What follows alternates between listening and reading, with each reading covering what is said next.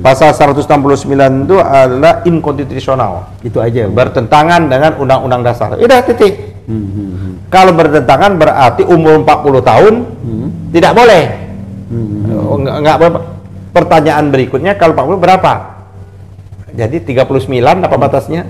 Apa 37? Yeah.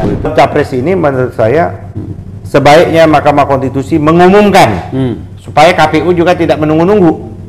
Betul. Bahwa dia umumkan press conference bahwa Cepat gitu. gugatan judicial review yang diajukan oleh Partai Solidaritas Indonesia, ya kan, dan berbagai macam warga negara akan kami putuskan setelah pendaftaran capres ditutup agar kami tidak dianggap bermain politik.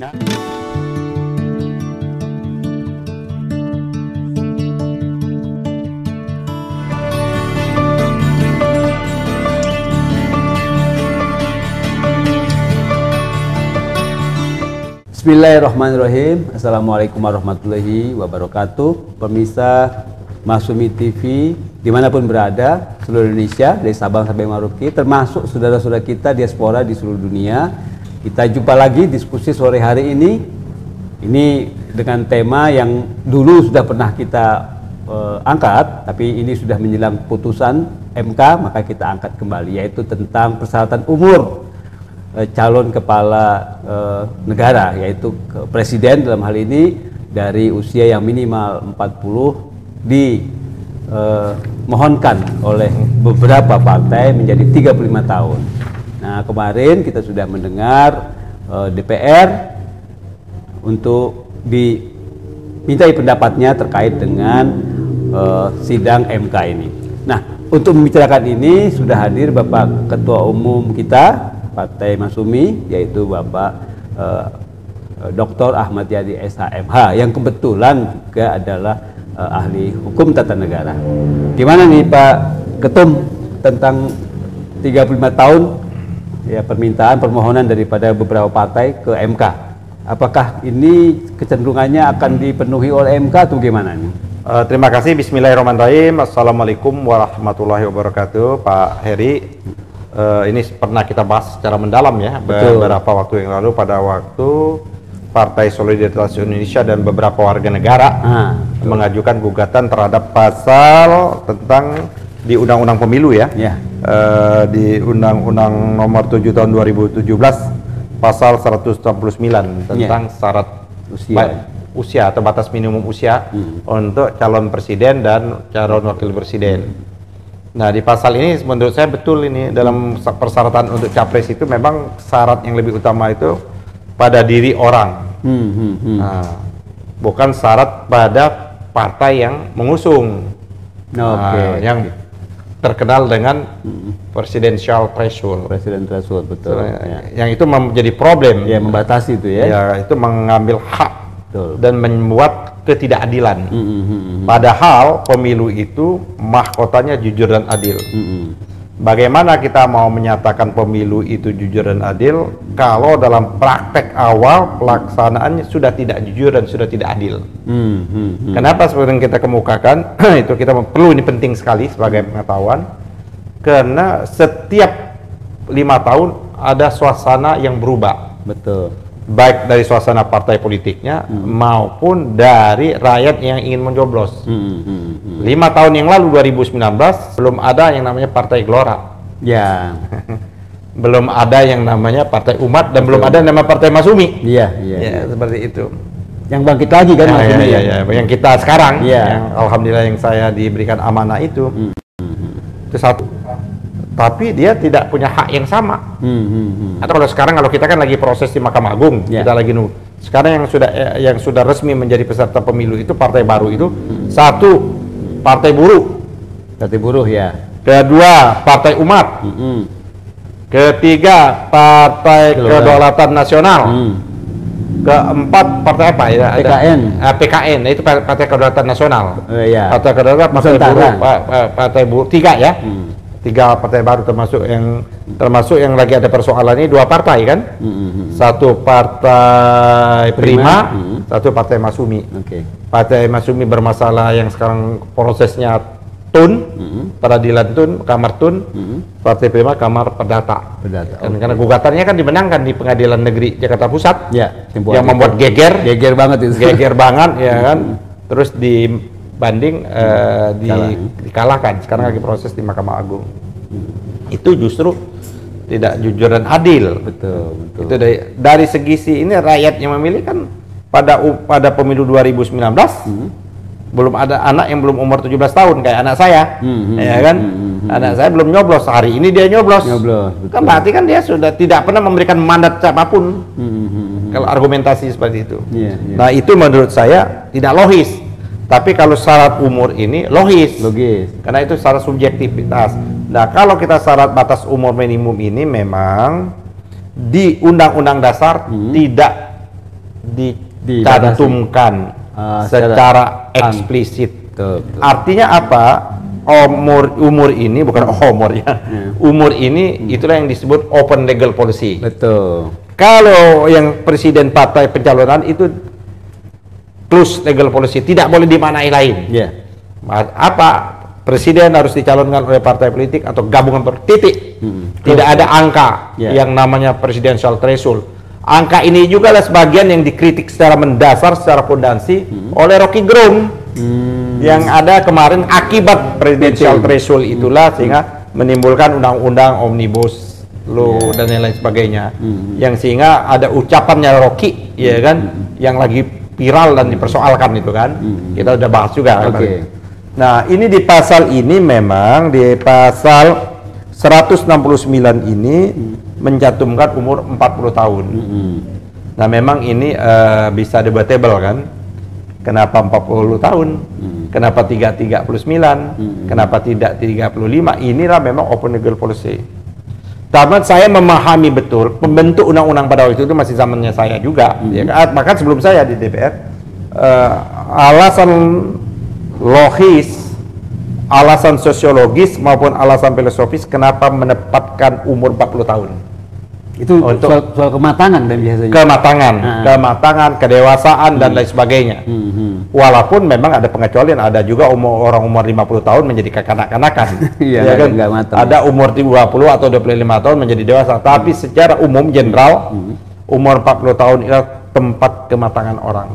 Sebab ini akan memimpin negara yang penduduknya hampir di atas 200 juta lebih, bukan hampir di atas 200 juta lebih, yang daerahnya itu hampir menyamai beberapa negara di Eropa. Kita dari Sabang sampai Maroke itu kan, dari Sabang sampai Maroke begitu luas.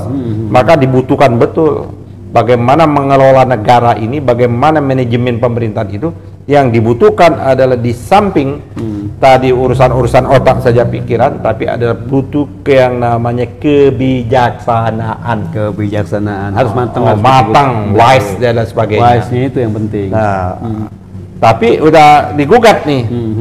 Nah, karena digugat dan ke saya tinggal nunggu putusan. Ya, kita nggak berani menyebutkan ini Pak Edi, nanti dilaporin juga kayak Denny Indriana kan, bahwa ada 7 hakim yang sudah sekian, nggak berani. Bahwa mahkamah jangan kita kecenderungan tahu kan, jangan kita mengkuantitatifkan. Hakim sekian ada 6 kayak Denny, 73, jangan itu kita nggak. Tapi dari jawabannya pemerintah, bukan jawaban, keterangannya pemerintah dan DPR juga. Keterangannya DPR tidak mempersoalkan mau umur ini dirubah, mau 40 oke, mau 35, di atas 35 sebagaimana gugatan juga oke. Artinya baik DPR maupun Presiden, pemirsa ini yang harus kita tangkap betul. Yang membentuk undang-undang itu, pembentuk undang-undang itu kan DPR sama Presiden.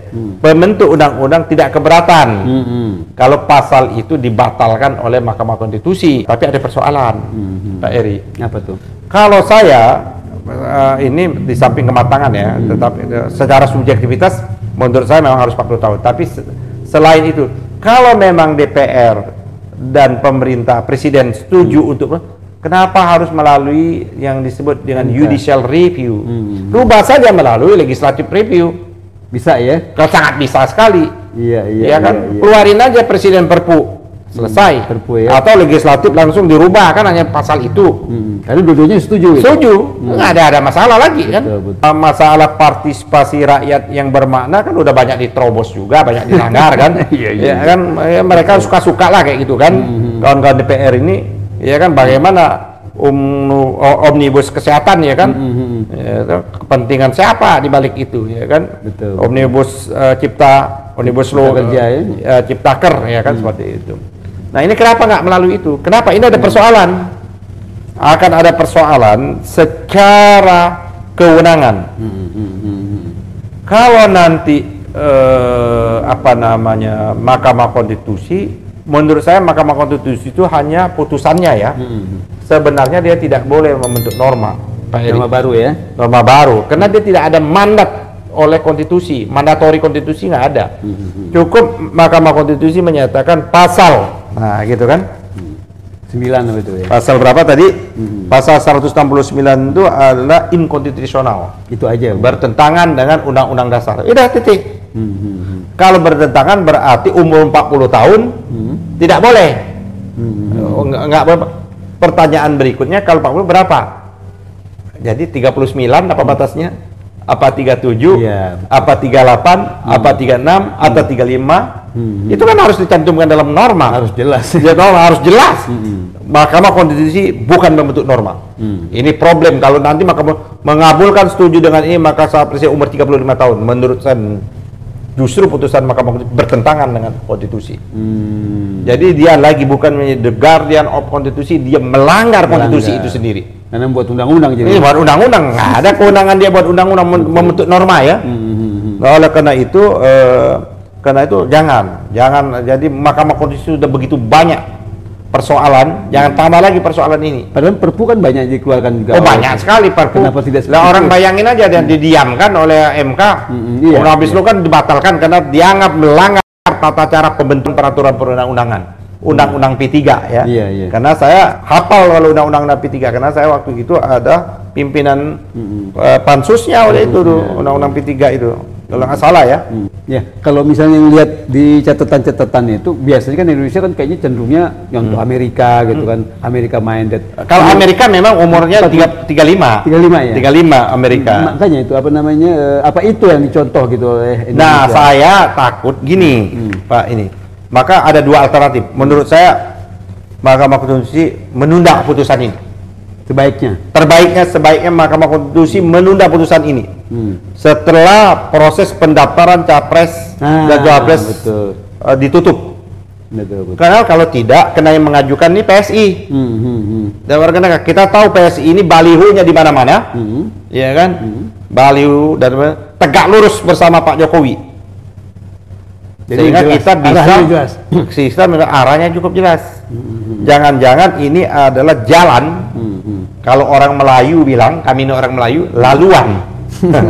laluan untuk Gibran. Iya. Karpet merah ini. Karpet merah untuk Gibran. Karena Gibran umurnya 36 tahun. Kalau ini dibatalkan dan dikabulkan berarti 35. Maka Gibran boleh dong calon bukan presiden, wapres. Iya, wapres. Karena kita dengar rumor bahwa Gibran ini udah di alam-alam atau apa istilah bahasa itu. Iya. Digadang-gadang ya. Untuk menjadi salah satu wapres dari kandidat yang 3 yang muncul ini kayak gitu loh. Yang saya juga agak ini tahapan jadwal pemilu KPU juga berubah loh sekarang. Ya, pendaftaran atau mungkin awal pendaftaran dari kan capres. Sekarang ini kan DCS aja belum kan? Belum, DCS belum. Itu berubah lagi jadwalnya dimundurkan gitu, termasuk pendaftaran capres. Itu jangan-jangan menunggu putusan ini ya? Bisa jadi ada kaitannya gitu ya. Kita nggak menuduh ya kan, kenapa sih? Kan KPU kan selalu berubah-ubah. Kita nggak tahu makna di balik ini. Mudah-mudahan sangka baik kita kalau untuk pileg menunggu keputusan Mahkamah Agung tentang Partai Masyumi dan Partai Prima gitu. Itu supaya. Tapi kalau dalam capres ini menurut saya sebaiknya Mahkamah Konstitusi mengumumkan supaya KPU juga tidak menunggu-nunggu. Betul. Bahwa dia umumkan press conference bahwa cepat gugatan judicial review yang diajukan oleh Partai Solidaritas Indonesia ya kan dan berbagai macam warga negara akan kami putuskan setelah pendaftaran capres ditutup agar kami tidak dianggap bermain politik. Nah, itu bagus sekali Gitu. Itu ideal. Ideal dong, agar kami dianggap MK tidak membuat karpet merah untuk orang-orang tertentu, untuk kelompok-kelompok tertentu seperti itu loh. Jangan last minute seperti itu. Jadi Pak Eri, saya malah, nah tapi kalau mau silakan kita ketahuan nih. MK mengumumkan setelah itu memang ada orang kebelet. Kebelet apa bahasa ini ya? Ya kebelet itu ya, mau cepet-cepet lah gitu ya. Apa ya? Bahasa apa tuh Pak Eri kalau bahasa Betawi itu kebelet. Kebelet bahasa Indonesia apa itu? Mau buru-buru gitu. Mau buru-buru yang udah nggak tahan gitu. Udah nggak tahan ya apa yang apa namanya syahwat politiknya. Nah, syahwat politik. Libido politiknya udah begitu mengebu-ngebu. Ya mau itu ya kan mereka kan punya instrumen di DPR. Iya. Ya ajuin aja legislative review supaya rakyat tahu. Oh ini partai ini yang maju. Kalau sekarang kan hanya tahu PSI. Saya setuju. Boleh nggak PSI menggugat? Boleh. Karena kan menjadi PSI kan tidak ikut terlibat membentuk undang-undang ini. Iya. Ya gitu kan. Nggak tahu. Nggak ada. Memang menurut saya PSI punya legal standing. Termasuk sebenarnya tidak hanya PSI atau partai-partai yang belum pernah ikut pemilu mempunyai legal standing juga untuk menggugat yang namanya presidential threshold. Pokok persoalan kita ini ada di presidential threshold. Sebetulnya ya, sesungguhnya. Ada dua loh pokok persoalan kita ini sesungguhnya ada di presidential threshold, ada di parliamentary threshold. Betul. Seharusnya dihilangkan itu. Betul. Itu Nah, sekarang ini kan saling kunci bro Pak Eri. Betul. Bayangin aja Anies belum secara resmi partai, secara deklarator ya, deklarator resmi partai itu sudah memberikan dukungan Anies 3, Nasdem, Demokrat, PKS. Tapi secara de jure belum. Ya. Baru resmi itu kan kalau didaftarkan di KPU. Oke, betul. Ini kalau salah satu saja mundur atau ada masalah kan menjadi tidak memenuhi, tidak bisa. Begitu juga koalisinya Pak Prabowo sampai sekarang kan belum jelas karena Gerindra sendiri tidak memenuhi syarat. Coba kalau syaratnya 0%. Udah nggak ada, Pak Prabowo nggak bisa tergantung apa-apa, dia maju aja sendiri. Golkar tidak tergantung, PKB tidak tergantung. Kita menyajikan pada ronde babak penyisian ini 20 capres, nggak masalah. Bagus kelihatannya. Iya, orang di tim-tim banyak capresnya banyak kok. Di Amerika nanti pada putaran keduanya baru. Seperti itu. Ini nggak, kita udah saling kunci. Jadi seolah-olah yang berhak untuk bicara capres, rakyat Indonesia ini, kita ini pemilik sah kedaulatan rakyat. Ini harus kita umumkan. Katanya rakyat ini yang berdaulat, bahwa kita ini berbentuk republik, pemilik sah yang kedaulatan ini, pemilik sah negara ini rakyat Indonesia tidak punya hak apapun terhadap capres. Kita hanya penonton doang. Iya, diatur langsung. Di penonton aja untuk ini partai ini pada rakyat yang berdaulat. Ini kan terbalik-balik ini. Itu kemauan partai juga kan, partai-partai. Ya itu partai-partai yang ada sekarang ya kan. Kalau Masumi kan kita konsep kita kan 0%. Tidak ada angka sebenarnya. Bahkan lebih progresif lagi. Kita ingin Masumi itu pemilihan ini tidak langsung. Oh iya. Berdasarkan yang namanya Pancasila. Sila keempat. Kerakyatan yang dipimpin oleh hikmat kebijaksanaan dalam permusyawaratan dan perwakilan. Artinya pemilihan kepala, karena sistem kita adalah sistem presidensial, maka pemilihan presiden itu adalah melalui musyawarah dan mufakat melalui MPR. Kembali jadi lembaga tertinggi. Kembali tertinggi, memilih gubernur dan bupati wali kota melalui DPRD. Kita setuju ya gitu, itu konsep kita. Jadi kita sesungguhnya Masumi ini memberikan dukungan penuh betul kembali kepada Undang-Undang Dasar 45 dengan catatan harus kita amandemen juga. Catatan juga karena banyak hal-hal yang harus kita rubah. Tapi kembali dulu, kalau sekarang ini kita udah bablas nih. Demokrasi kita ini kalau Bang Rizal Ramli udah bicara demokrasi kriminal. Ya kan, bagaimana kita bicara masalah kecurangan pemilu dan lain sebagainya. Betul. Pemilu yang tidak adil. Lo kok berani sekali kita orang dari awal udah nggak adil, sudah nggak jujur. Kita berharap betul kepada Mahkamah Konstitusi yang katanya 7 orang hakim, 9 apa 7 ya? 9 orang hakim konstitusi, saya lupa judulnya karena saya udah hilang. Respect saya, bahkan saya menganjurkan untuk dievaluasi ulang lah. Belum sampai kata bubar, evaluasi total. Keberadaan Mahkamah Konstitusi, banyak manfaatnya, gitu loh. Nah, untuk itu saya betul-betul mengadres kepada Mahkamah Konstitusi tunda dulu keputusan ini, karena kalau tidak dianggap udah punya kepentingan, apalagi Ketua Mahkamah Konstitusi ada tali kekerabatan terhadap Presiden Jokowi dan terhadap Gibran. Oke, terima kasih Ketua Umum Partai Masyumi Bapak Dr. Ahmad Yani Esa sudah memberikan pencerahan kita tentang hukum tata negara terkait dengan MK Mahkamah Konstitusi. Ini gugatan PSI dan beberapa pihak lainnya yang menggugat soal usia, persyaratan usia Presiden dan Wakil Presiden yang dari 40 turun menjadi 35. Itu yang membuat jalan mulus untuk salah seorang yang mungkin masih di bawah 40 tahun untuk menjadi calon Wakil Presiden. Terima kasih Pak Ketum. Ya. Terima kasih juga para pemirsa. Kita mohon sekali untuk like, subscribe, kemudian share. Itu penting sekali itu Pak. Iya, penting sekali. Kita berharap sekali supaya memang terus meningkat ini penonton kita, pelanggan kita Partai Masyumi. Dan kita jangan larut dengan mekanisme kayak pasar, membuat channel kita yang yang kaleng-kaleng. Ya. Walaupun penonton kita mungkin orang agak bosan dengan yang kena mendalam, nggak apa-apa. Ya. Tapi kita jadikan Masyumi TV ini betul-betul berkelas. Betul-betul orang kalau mau mencari masalah penyelesaian ada di Masyumi, ya kan. Dan kita sekarang ini kan udah tagline kita ya.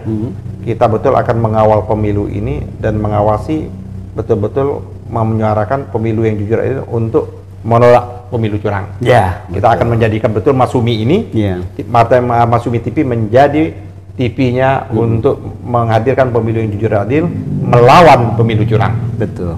Itu jadi trademarknya Partai Masyumi gitu, Masyumi TV itu sekarang ya Pak Eri ya. Ya, oke. Terima kasih pemirsa sekalian. Billahi taufiq wal hidayah. Wassalamualaikum warahmatullahi wabarakatuh.